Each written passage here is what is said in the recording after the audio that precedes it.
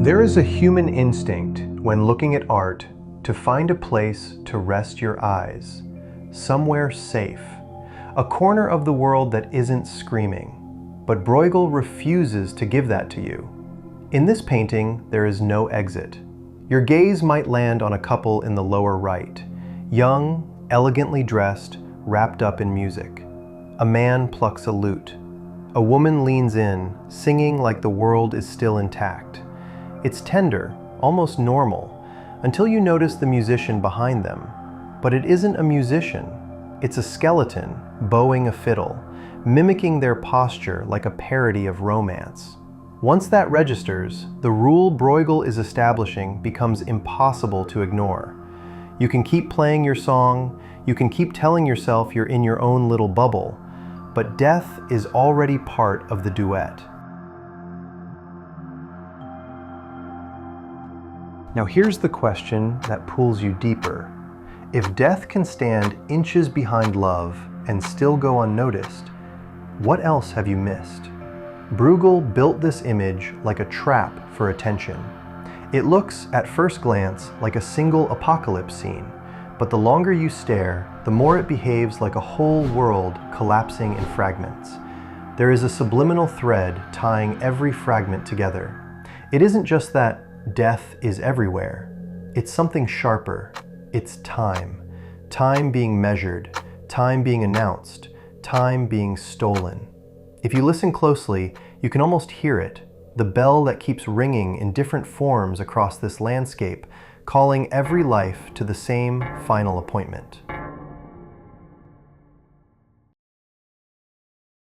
Let's step back, as the painting demands. The horizon is high, giving you a godlike perspective of a coastline, a sea with ships, and smoke staining the sky. This isn't a local disaster, it feels global. The end hasn't just approached, it has arrived, and is simply sweeping the corners. Bruegel painted this around 1562, in a Europe that didn't need much imagination to picture catastrophe. The Low Countries were caught in religious and political upheaval. The Reformation had fractured the old unity. The Counter-Reformation was closing its grip, and Spanish rule was pressing hard with the shadow of inquisitorial violence. Add the recurring memory of plague and famine, death not as an abstract idea, but as a neighbor you kept bumping into, and you start to understand why an image like this feels less like fantasy and more like an honest report. But Bruegel is doing more than documenting fear. He's staging a philosophy. The death in this painting has evolved beyond the lone grim reaper, tapping shoulders one by one. It has become an institution, an occupying force, a mechanized army. Once you recognize that, the painting stops being merely macabre and becomes something much more unsettling. It becomes familiar. The color palette reinforces this. It's all scorched ochres, ashy browns, dirty grays, like the earth itself has been burned down to its mineral bones. Pockets of sickly green appear, but they don't feel alive. Then, puncturing everything, you get those reds, flames in the distance, blood in the foreground, the fever color of a world overheating. If the landscape is the body of the painting, the skeleton army is its nervous system, moving everywhere, doing everything, never resting. In the middle distance rides the figure that anchors the whole surge, death on a pale, reddish horse, scythe raised. He doesn't look angry, he looks efficient, like a general who doesn't need to hate you to erase you. Behind him, this is one of Bruegel's most chilling innovations, death is organized. Skeletons march in formation. They use tools, they man cannons, they herd people. They run executions like a bureaucracy. Bruegel takes the older medieval idea of the dance of death, where death dances with pope and peasant alike, and he breaks the dance. No partner steps forward politely. Here, you are dragged. Here, you are hunted. You might assume the point is simply that death comes for all, the end. But Bruegel is much more specific. You don't just die, you get processed. The proof is on the right side of the painting, where the living are being funneled into a wooden structure shaped like a giant coffin, a kind of death machine marked with crosses. That's where the painting starts to whisper its most uncomfortable question. What is the cross doing there? Is this a moral warning? Death leads you to judgment, so repent? Or is it a darker accusation, that the symbols meant to save you have been stamped onto the machinery that kills you? Bruegel doesn't answer. He lets the ambiguity sit in your stomach. While you're stuck on that, he distracts you with another scene, because he's always doing that, so you never get to settle.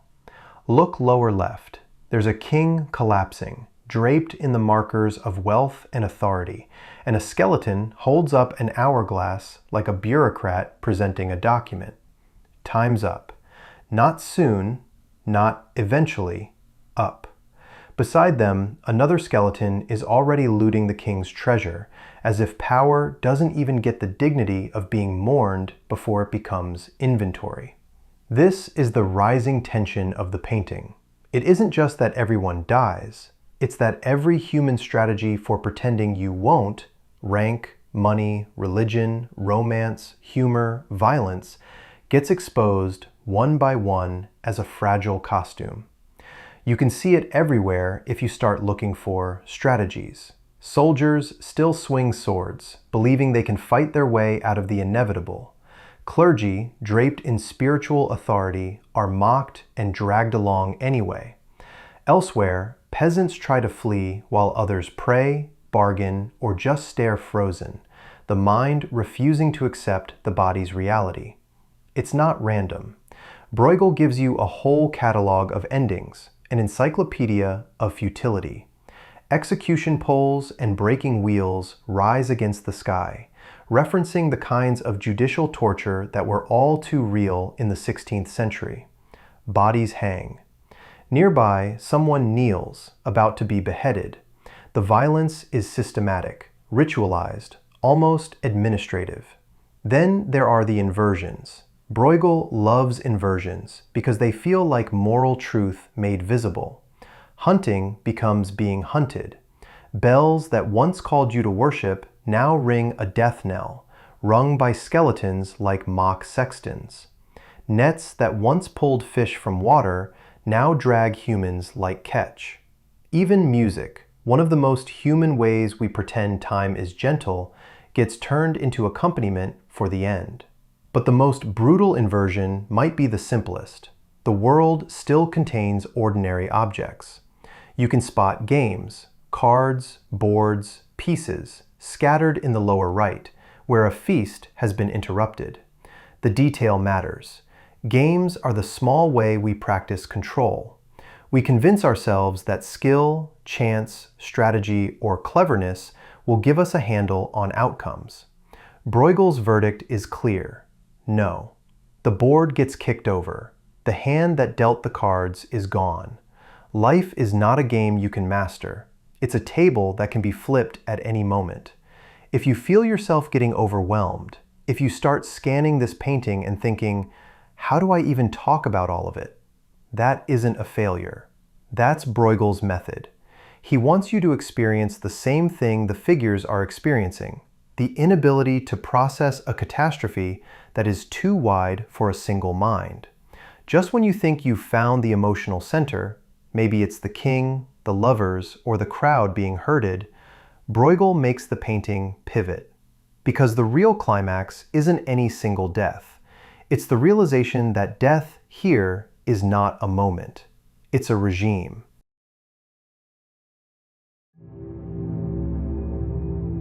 Look at how the skeletons operate like an army. And then remember what Bruegel's world was watching in real time. Disciplined troops, occupation, repression, religious violence enforced by state power. Some scholars read the skeleton army as an echo of the Spanish military machine, a way of painting political terror without saying it out loud. Whether or not you buy that as Bruegel's primary intent, you can feel the historical anxiety baked into the image. The sense that violence isn't just accidental. It's organized. It wears uniforms. It calls itself righteous. Now take that thought and bring it back to the cross stamped on the death trap. If death can appropriate the symbol of salvation, if death can carry banners and ring bells and march like a holy army, then the painting becomes more than a memento mori. It becomes a question about institutions, about who gets to claim moral authority while doing damage. This is the tension that keeps the painting alive in your head long after you stop looking. Is Bruegel showing a godless world where the sacred has failed, or a world where the sacred has been weaponized? In the falling action of the painting, if we can even call it that, because the chaos never truly falls, Bruegel starts tightening the lens, forcing you to stop thinking in abstract symbols and start feeling individual endings. The king and the hourglass represent the end of power. The lovers and the skeleton violinist represent the end of innocence. The gamblers and the feast represent the end of distraction. But there's a quieter one that always gets me, because it's so small it could be missed. A figure associated with spinning, with thread, with domestic routine, life's most ordinary repetition, interrupted mid-gesture. Even the idea of tomorrow has been cut off mid-sentence. And that returns us to the subliminal through line I promised. Time. The hourglass, the bells, the games, the lover's song becoming a duet with the inevitable. This whole painting is Bruegel taking the invisible thing you and I live inside, time, and making it visible as a predator. Not a poetic predator, a logistical one. Time in this painting is not a gentle river. It's a deadline you never agreed to. So what do you do with that? Bruegel's contemporaries would have recognized a traditional message here. Memento mori, remember you must die. Live rightly, repent, be humble, don't cling to vanity. The painting draws on older traditions meant to level pride and summon spiritual seriousness. But Bruegel is doing something modern at the same time. He's stripping away comforting hierarchy. In earlier images, death often behaves like a moral accountant. The sinner punished, the righteous warned, the social order mirrored even in the grave. Here, death is indiscriminate. Skeletons kill without asking who you are or what you did. The king dies next to the peasant. The cardinal is dragged like anyone else. The ocean offers no escape. That's where the painting becomes philosophical in a way you can feel in your bones. It flirts with nihilism. Not the shallow version of nihilism, the kind that shrugs and says, nothing matters, but the older, darker sensation, the suspicion that the universe does not care about your categories, that it does not recognize your titles, that it does not pause for your prayer, that it will keep moving. And yet, Bruegel leaves just enough ambiguity for the viewer to argue back. The very bleakness could be the religious lesson. Look at what a world becomes when you cling to the flesh, to status, to distraction, to power. Look how quickly it burns. If you want meaning, the painting implies, you won't find it in gold or games or songs that pretend the bell isn't ringing. So the resolution isn't comforting. Bruegel refuses to console you with a heroic escape route. Instead, he hands you a mirror. He shows you every human response to mortality. Fight, flee, pray, deny, distract, indulge, hoard.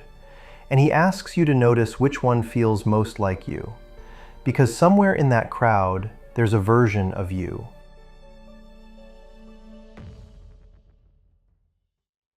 The king, the priest, the soldier, they all believed their status protected them.